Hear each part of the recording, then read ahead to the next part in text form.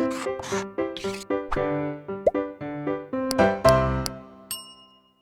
बच्चों, मैं दीपक झा आपका केमिस्ट्री एजुकेटर आपका ब्लूप्रिंट डिजिटल में स्वागत करता हूं। आज के कक्षा में हम लोग संकुलन क्षमता को पढ़ेंगे।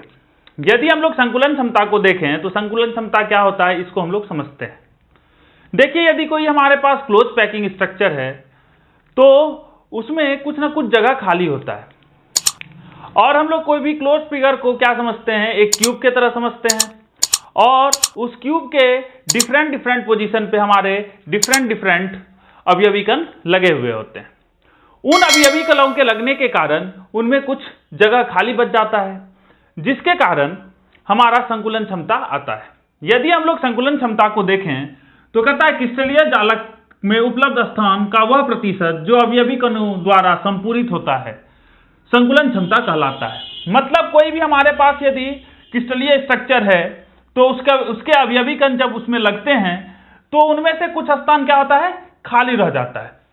तो वो खाली स्थान का प्रतिशत जो निकालते हैं उसको क्या बोलते हैं, हम लोग संकुलन क्षमता बोलते हैं। या यदि हम इसके दूसरे डेफिनेशन को देखें, दूसरे परिभाषा को देखें तो दूसरा परिभाषा हमारा क्या है, गोलन द्वारा घेरे गए आयतन तथा एकक कोशिका द्वारा घेरे गए आयतन का अनुपात संकुलन क्षमता कहलाता है। मतलब क्या हुआ, प्रत्येक गोलों द्वारा घेरा गया आयतन, मतलब यदि हमारे पास कोई यदि क्लोजेस्ट पैकिंग है और उसमें कितने गोले हैं, उन गोलों का आयतन और एकक कोशिका का कुल आयतन को यदि 100 से गुना कर देंगे, मतलब इसके अनुपात को यदि परसेंटेज में लाना है तो 100 से गुना कर देंगे तो हमारे पास क्या आ जाएगा, संकुलन क्षमता आ जाएगा। तो होप आपको संकुलन क्षमता समझ में आ रहा होगा। अब हम लोग क्या करेंगे, डिफरेंट क्लोजेस्ट पैकिंग का जो स्ट्रक्चर है हमारे पास, जिसको हम लोगों ने पिछली कक्षाओं में पढ़ा है, उसके संकुलन क्षमता को हम लोग देखेंगे। आप इसको कॉपी कर लीजिए, फिर हम लोग सरल एकक कोशिका के संकुलन क्षमता को देखते हैं।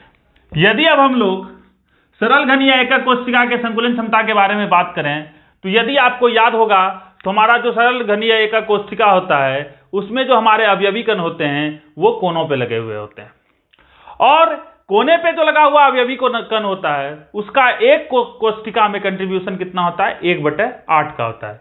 मतलब कोने पे जो लगा हुआ कण है वो 8 यूनिट सेल से जुड़ा हुआ होता है, इसलिए उसका कंट्रीब्यूशन 1/8 होता है।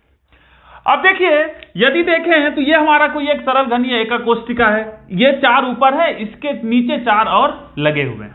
हम लोगों ने ऊपर से देखा है इसलिए ये हमें 4 गोले दिखते हैं। हम लोग मान लेते हैं कि ये जो हमारा सरल घनीय एकक कोशिका है इसके भुजा की लंबाई a क्या है, a। हमारे भुजा की लंबाई क्या है, a।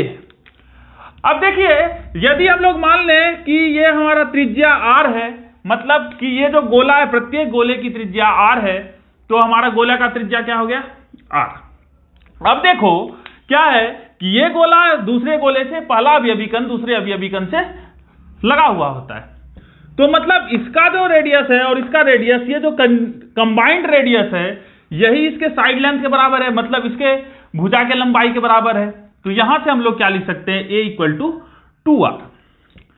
अब देखो एकक कोशिका में गोलों की संख्या, देखिए हमारे पास 8 कोने हैं और एक कोने में जो हमारा अवयवी कण लगा हुआ है उसका कंट्रीब्यूशन 1/8 है। तो हमारे पास गोलों की संख्या क्या होगी, 8 × 1/8 = 1।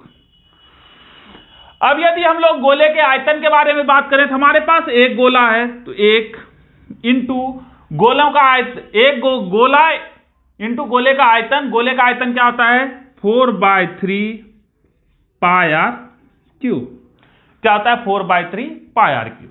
तो हमें गोले का आयतन मिल गया। अब हमको क्या है, ये जो हमारा यूनिट सेल है इसके आयतन के बारे में बात करते हैं। तो ये भैया हमारा क्यूबिकल शेप का है। और हमारा यदि घन के आयतन के बारे में बात करें तो वो क्या होता है, a³ होता है। क्या होता है, a³ होता है। अब यदि घन के आयतन में हम लोग देखिए यहां से एक रिलेशन निकालें, a = 2r, तो a के जगह पे यदि हम लोग 2r लिख दें तो 2r का होल क्यूब हो जाएगा, = 8r³ हो जाएगा। क्या हो जाएगा, 8r³।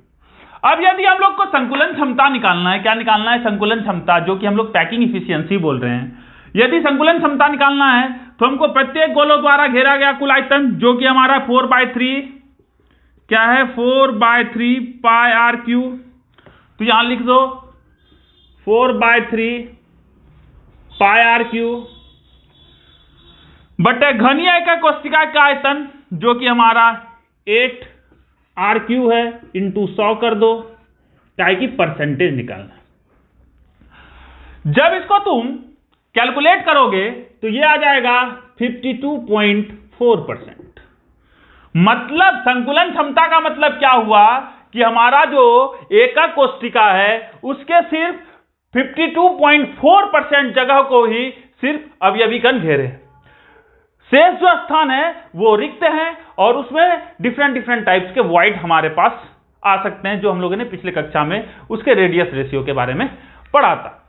तो देखो, यदि सरल घनीय एकक कोशिका के बारे में बात करें तो उसका संकुलन क्षमता कितना होता है, 52.4।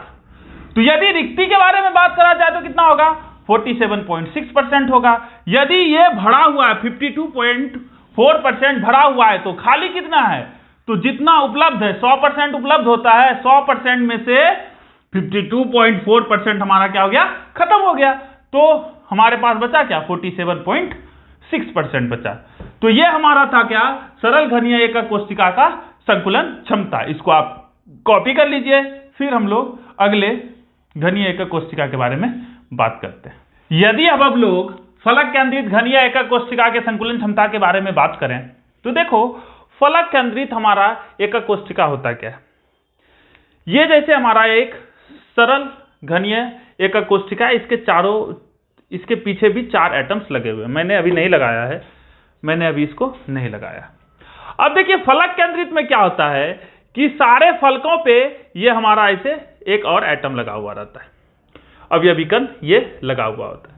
तो देखो, हम लोग यदि फलक केंद्रित एकक कोशिका के बारे में बात करें तो इसमें जो अवयवी कण होते हैं वो कोणों पे लगे हुए होते हैं, साथ में फलक केंद्र पे लगे हुए होते हैं। कहां लगे हुए होते हैं, कोनों पे और फलक केंद्र पे। अब कोनों पे जो लगे हुए थे हमारे अवयवी कण, उनका कंट्रीब्यूशन इस यूनिट सेल में कितना है, 1/8 है। और ये जो हमारा फेस सेंटर पे लगा हुआ है, इसका कंट्रीब्यूशन क्या है कि एक हमारे तरफ और एक आपके तरफ, 2 यूनिट सेल में इसका कंट्रीब्यूशन है, इसलिए इसका आधा कंट्रीब्यूशन माना जाता है।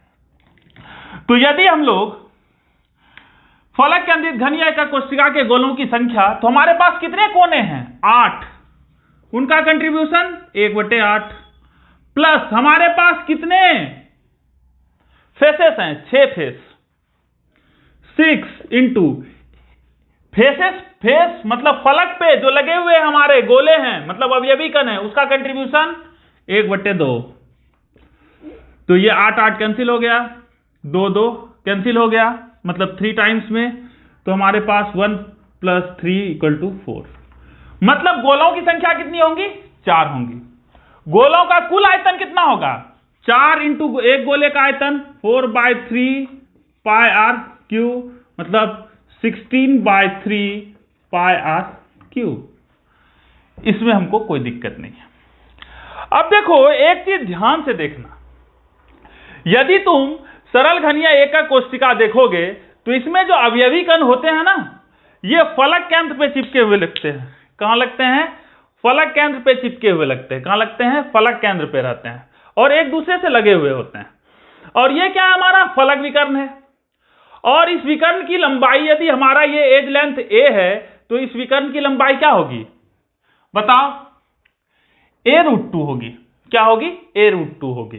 काहे कि a ये लेंथ, एक लेंथ a, तो क्या होगा, यदि हमको ये निकालना है तो ये हमारा समकोण त्रिभुज है और इस समकोण त्रिभुज में यह हमारा बेस है, ये हमारा परपेंडिकुलर है, तो विकर्ण की लंबाई क्या हो जाएगी, a² + a² का √, जो कि होगा √2a। यहां तक में हमको कोई दिक्कत नहीं है। तो देखो, यदि तुम इसको ऊपर से देखोगे तो सिर्फ तुम्हें यह दिखाई देगा और यह दिखाई देगा। तो हम लोगों ने सिर्फ आधे को यहां बनाया है, ठीक। अब देखो, यदि देखें इसका लेंथ, तो r + r + r + r, 3 गोले एक साथ लगे हुए हैं। क्या लगे हैं, एक रेखा में 3 गोले आपस में चिपके हुए हैं। दिखाई दे रहा है, देख लो। यदि ये इसमें चिपक जाएं तो ये 3 गोले एक लाइन पे दिख रहे हैं और इसका लेंथ कितना है, √2a। अब देखो, और ये √2a किसके बराबर होगा, r plus r plus r plus r, 4r। तो 4r इक्वल टू √2a। कहा है कि ये स्पर्श कहां कर रहे हैं, फलक विकर्ण पे स्पर्श कर रहे हैं, और ये सब तो आपस में स्पर्श करते नहीं है। तो यहां से हम लोगों ने a इक्वल टू क्या निकाला, 4r/√। तो एकक कोष्ठिका का आयतन, यदि कोई हमारे पास सरल घनीय एकक कोष्ठिका है, उसका आयतन क्या होता है, AQ होता है। तो AQ, और a का वैल्यू क्या है, 4r/√2। तो 4r/√2 का होल क्यूब, 4 चौके 16 चौके 64, 64r³/2√2। ये हमारा निकल गया एकक कोष्ठिका का आयतन। देखो, यदि हमको अब संकुलन क्षमता निकालना है,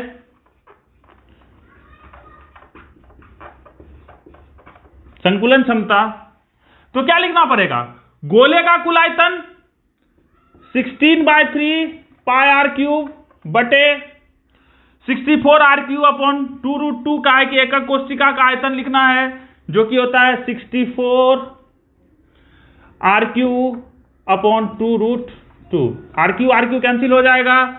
जब इनके सारे वैल्यू को रख देंगे तो ये हमारा 74% आएगा। कितना आएगा, 74%। इंटू 100 भी करना है, तो ये कितना आ जाएगा हमारा, 74%।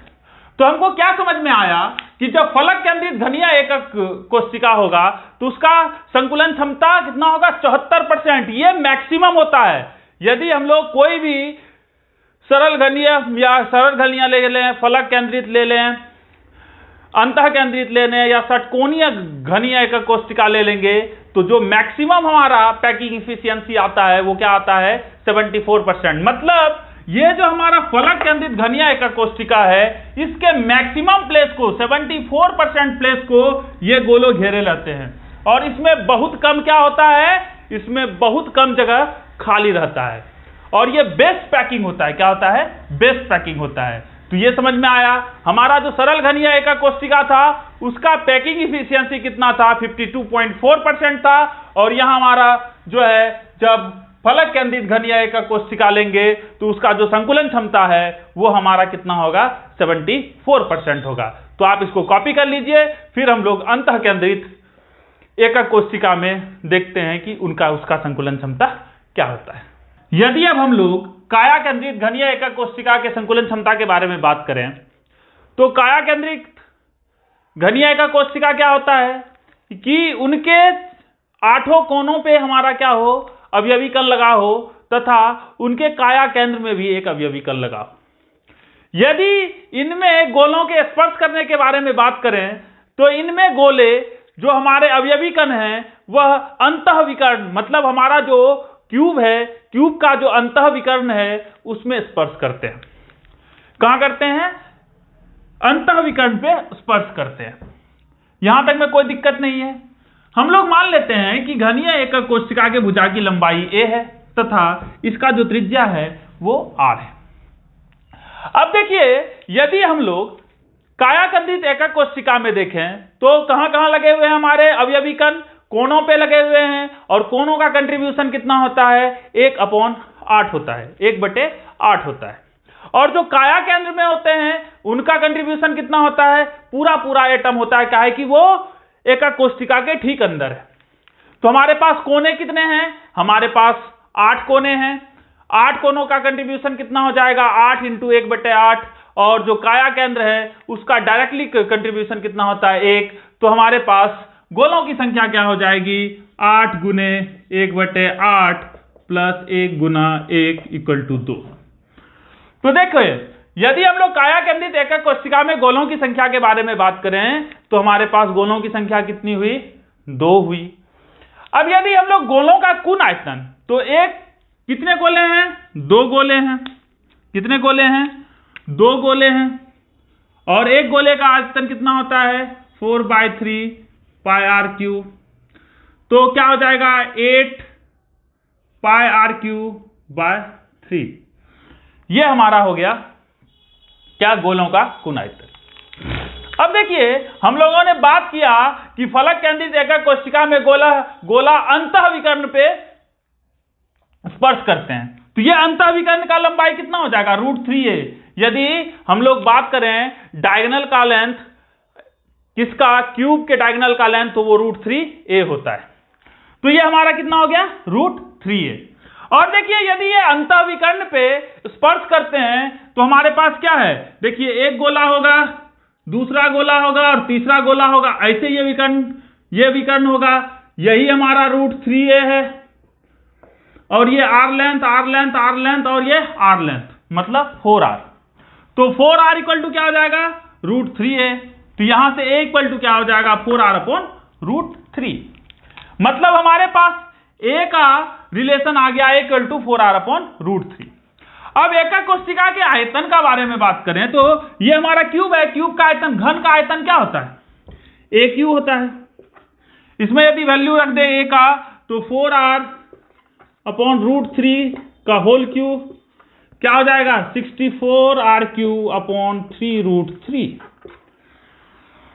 अब हमारे पास गोलों का कुल आयतन पता है, एकक कोशिका का आयतन पता है, क्या है, हमको गोलों का आयतन पता है और एकक कोशिका का आयतन पता है, तो हम लोग संकुलन क्षमता निकाल सकते हैं। क्या निकाल सकते हैं, संकुलन क्षमता। और संकुलन क्षमता क्या होता है बताइए, गोलों का कुल आयतन 8πr³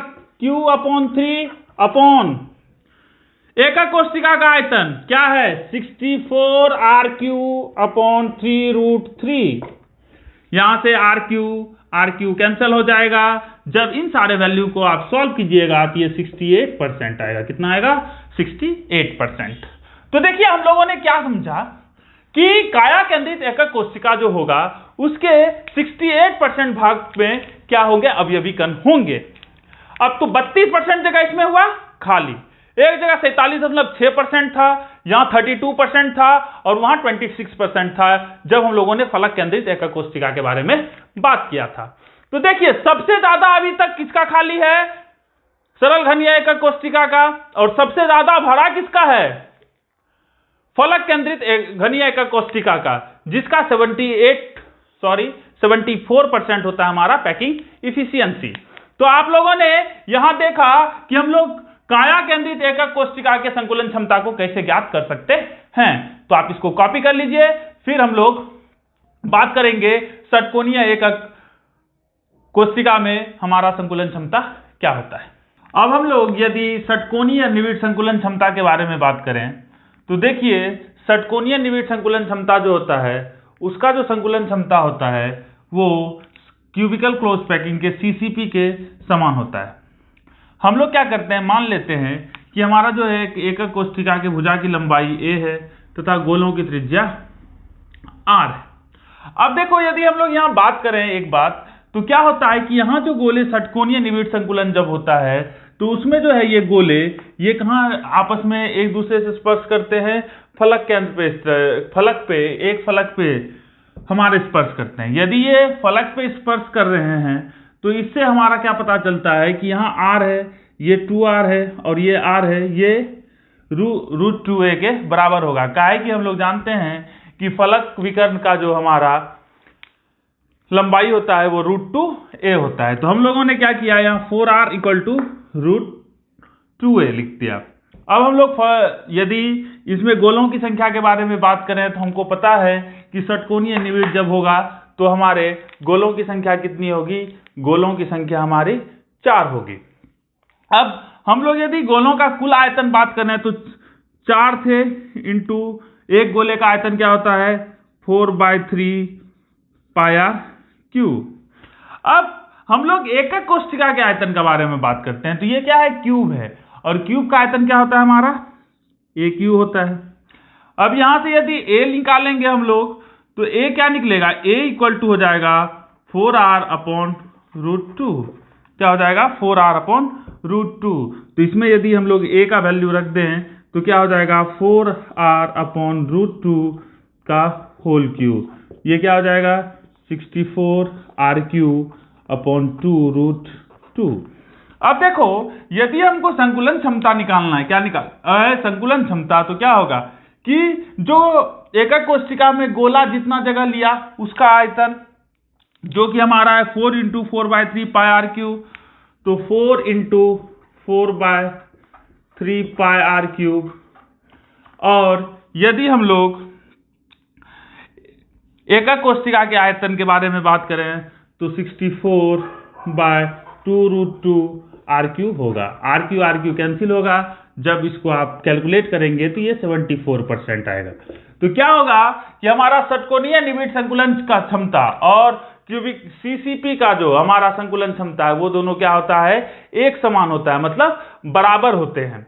मतलब इसमें यदि 74% जगह भरे हुए हैं तो इसका मतलब ये है कि उसमें कितना जगह खाली है, उसमें 26% जगह खाली होगा, जहां की हमारे रिक्त स्थान होंगे और उसके कारण उसमें रिक्तियां होंगी, जिन्हें हम लोग अंतराकाशीय रिक्तियां बोलते हैं, जो कि अलग अलग प्रकार का होता है और पिछले लेक्चर में आप लोगों ने पढ़ा है।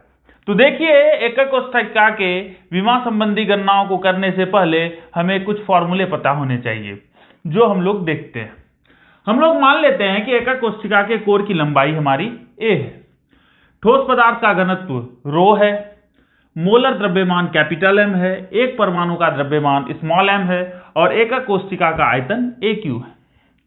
तो देखिए, एकक कोष्ठिका का द्रव्यमान क्या होगा, एकक कोष्ठिका में परमाणुओं की संख्या गुना एक परमाणु का द्रव्यमान। देखिए, यदि हमको क्या है कि एकक कोष्ठिका का द्रव्यमान, तो उसमें कितने परमाणु हैं, उसमें कितने परमाणु मौजूद हैं, और एक परमाणु का द्रव्यमान यदि हम लोग गुना कर देंगे तो हमें पता चल जाएगा एकक कोष्ठिका का द्रव्यमान। यदि एकक कोष्ठिका में उपस्थित एक परमाणु का द्रव्यमान बात करें तो क्या हो जाएगा, मोलर द्रव्यमान अपॉन एवोगैड्रो नंबर, Na को क्या बोलते हैं हम लोग, एवोगैड्रो संख्या बोलते हैं। क्या बोलते हैं, एवोगैड्रो का संख्या। तो देखिए, यदि हम लोग कभी भी घनत्व के बारे में बात करेंगे, किसके बारे में बात करेंगे, घनत्व के बारे में। घनत्व क्या होता है, द्रव्यमान बटे आयतन। क्या होता है, द्रव्यमान बटे आयतन। तो एकक कोष्ठिका का द्रव्यमान बटे एकक कोष्ठिका का आयतन। यदि हम लोग द्रव्यमान और आयतन को हम लोग रेशियो में लिख दें तो वो हमारा क्या बताता है, डेंसिटी बताता है। तो देखिए, एकक कोष्ठिका का द्रव्यमान Zm/AQ हो गया। यहां हम लोगों ने m का वैल्यू जब डाला तो Zm/AQ इंटू एवोगैड्रोस नंबर हुआ। तो हमारा डेंसिटी क्या हो गया, Z/m/AQ इंटू Na।